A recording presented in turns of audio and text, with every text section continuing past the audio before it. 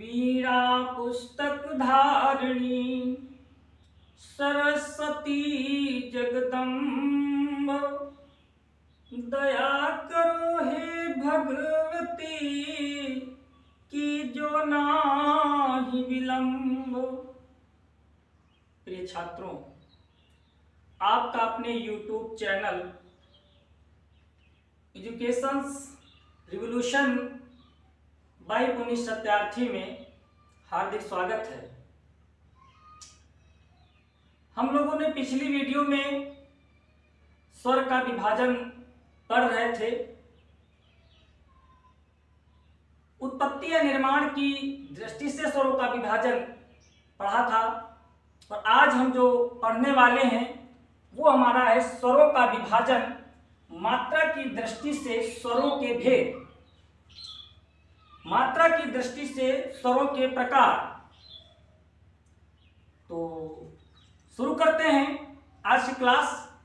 और पहले हम संस्कृत में श्लोक के माध्यम से समझने का प्रयास करते हैं। एकमात्रो भवेत् ह्रस्वो, एकमात्रो भवेत् ह्रस्वो, द्विमात्रो दीर्घ उच्यते, त्रिमात्रस्तु प्लुतो ज्यों, व्यंजनम चार्धमात्रिकम।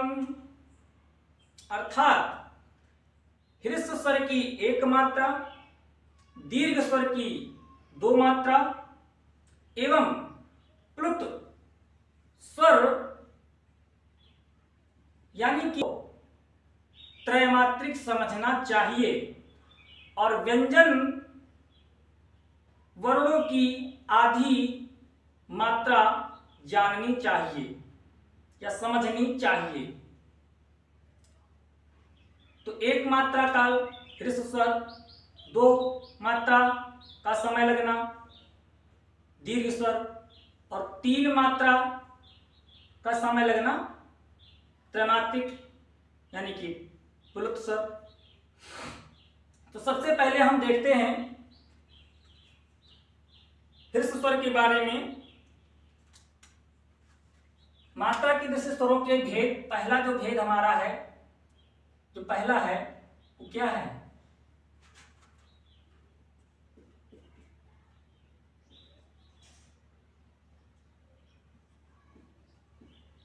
ह्रस्व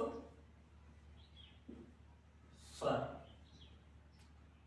और ह्रस्व स्वर के बारे में तो हम लोग पढ़ ही चुके हैं कि स्वर स्वयं से उच्चरित होते हैं, अर्थात व्यंजनों की सहायता नहीं लेते हैं।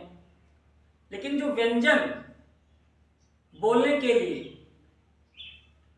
स्वरों की सहायता लेते हैं, यानी व्यंजन स्वयं से नहीं बोले जाते हैं बल्कि स्वरों की सहायता से बोले जाते हैं। ह्रस्व स्वर से पढ़ने से पहले हम लोग ये समझते हैं मात्रा क्या है। मात्रा है क्या? मात्रा यानी कि उच्चारण में लगने वाला समय। मात्रा क्या है? मात्रा है उच्चारण में लगने वाला समय। मात्रा किसे कहते हैं? उच्चारण में लगने वाला समय। और मात्रा की दृष्टि से स्वरों के कितने भेद हैं? तीन भेद हैं, ह्रस्व स्वर, दीर्घ स्वर, प्लुत स्वर। तो अब हम पढ़ने वाले हैं ह्रस्व स्वर। ह्रस्व का मतलब होता है, ह्रस्व का क्या मतलब है? ह्रस्व छोटा, ठीक है, या फिर कम समय लगना। क्या है? कम समय लगना। अर्थात अगर इसको हम परिभाषित करके बताएं, परिभाषित करें तो हम कह सकते हैं कि वे स्वर जिनके उच्चारण में सबसे कम समय लगता है, अर्थात एक मात्रा का समय लगता है, उसे हम वे स्वर जिनके उच्चारण में सबसे कम समय लगता है वे स्वर वे स्वर जिनके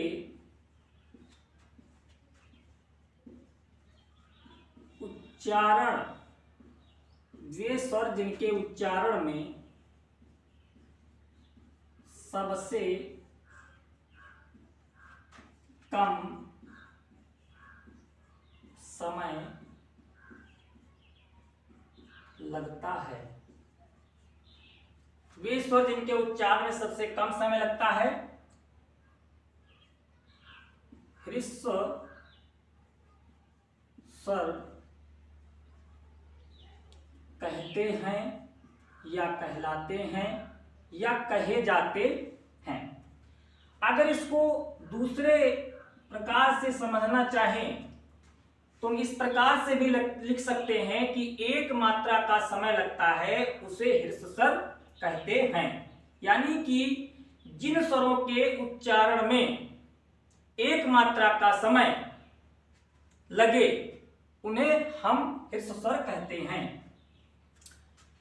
जिन स्वरों के उच्चारण में, देखिए, जिन स्वरों के उच्चारण में एक मात्रा का समय लगता है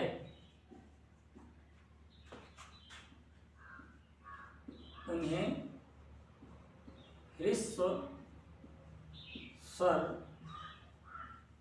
कहते हैं।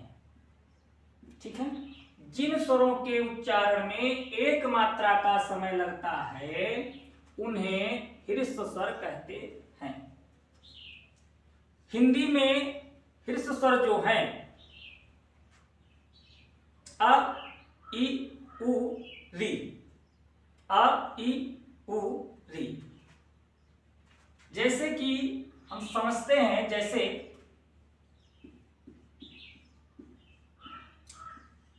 अ, इ, उ, री। ठीक है, और संस्कृत में स्वरों के भेद जो हैं, संस्कृत में भी 3 ही बतलाए गए हैं, लेकिन संस्कृत में ह्रस्व स्वर जो हैं उनकी संख्या जो है कितनी है? 5 है। अ, इ, उ, री, लृ। ठीक है, 5 है। अब देखिए ह्रस्व स्वर हमारा हो गया।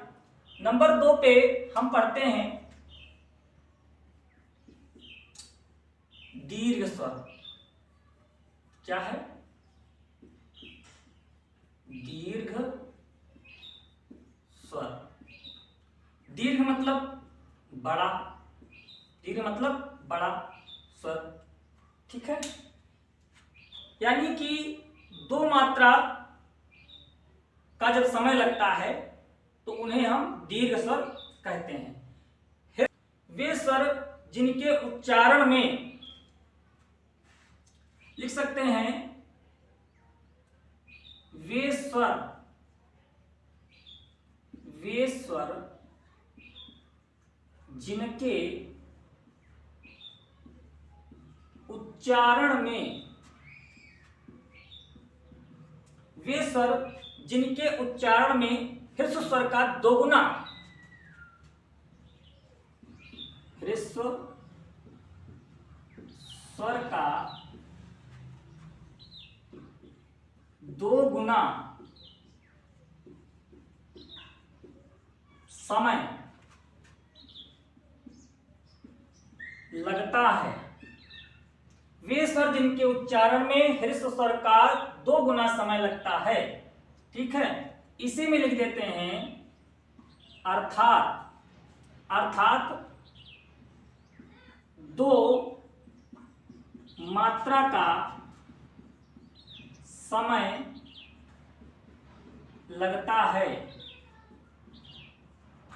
दीर्घ स्वर कहते हैं, उन्हें हम क्या कहते हैं? दीर्घ स्वर कहते हैं। वे स्वर जिनके उच्चारण में ह्रस्व स्वर का 2 गुना समय लगता है, अर्थात 2 मात्रा का समय लगता है, दीर्घ स्वर कहते हैं। 2 मात्रा का समय मतलब उच्चारण करने में 2 मात्रा का समय लगता है, तो उसे हम दीर्घ स्वर कहते हैं। उदाहरण के तौर पर हम देखते हैं आ, ई, उ और दीर्घ री।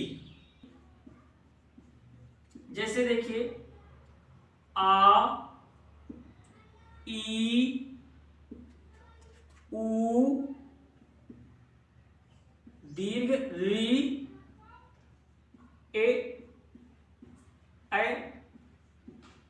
ओ, आओ। ठीक है, ये हमारे क्या हैं? ये हमारे हैं दीर्घ स्वर। क्या हमारे हैं? दीर्घ स्वर, यानी कि ह्रस्व स्वर से 2 गुना समय दीर्घ स्वर। ठीक है, आ, ई, उ, री, ए, ऐ, ओ, आओ हमारे दीर्घ स्वर हो गए। अब अंतिम पढ़ते हैं, जो कि हमारा अंतिम स्वर है मात्रा की दृष्टि से, वो स्वर है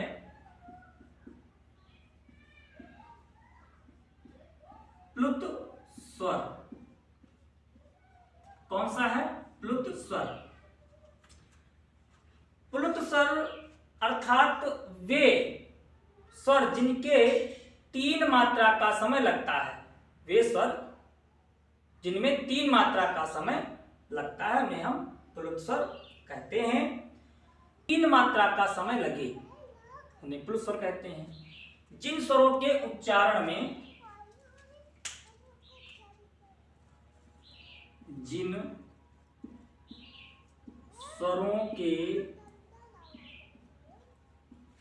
उच्चारण में जिन स्वरों के उच्चारण में यानी कि जिन स्वरों के उच्चारण में 2 मात्रा से अधिक 2 मात्रा से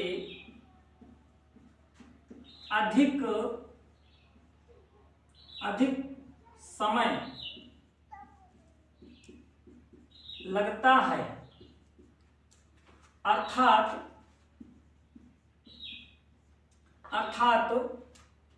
यानी कि 3 मात्रा का समय लगता है। 3 मात्रा का समय लगता है, उन्हें हम क्या कहेंगे? प्लुत स्वर कहते हैं। जिन स्वरों के उच्चारण में 2 मात्रा से अधिक, 2 मात्रा मतलब 2 मात्रा से अधिक समय लगता है, अर्थात 3 मात्रा का समय लगता है, प्लुत स्वर कहते हैं। जैसे कि 2 मात्रा काल का समय यानी 3 मात्रा काल का समय लगे। और इसकी पहचान ये है, जैसे कि इसकी पहचान एग्जाम्पल के तौर पे हम देख लें। जैसे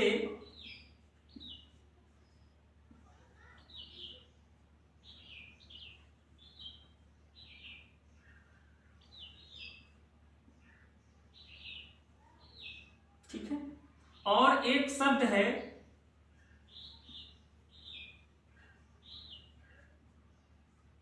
ओम। ओम इसका उदाहरण है, और ये स्वर त्रैमात्रिक है। इसके बारे में जान लें कि ये जो स्वर है, यह स्वर त्रैमात्रिक स्वर है। इसका प्रयोग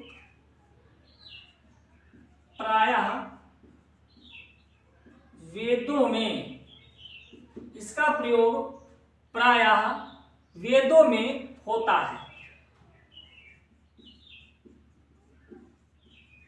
क्या है कि ओम ये स्वर त्रैमात्रिक स्वर है, इसका प्रयोग प्राय वेदों में होता है।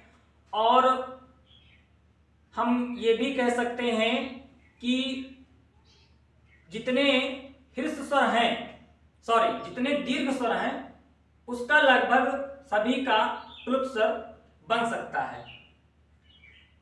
आज इतना ही। और यदि आपको वीडियो अच्छा लगे तो आप लोग लाइक करें, कमेंट करें, सब्सक्राइब करें और ज़्यादा से ज़्यादा इस क्लास को शेयर भी करें। धन्यवाद।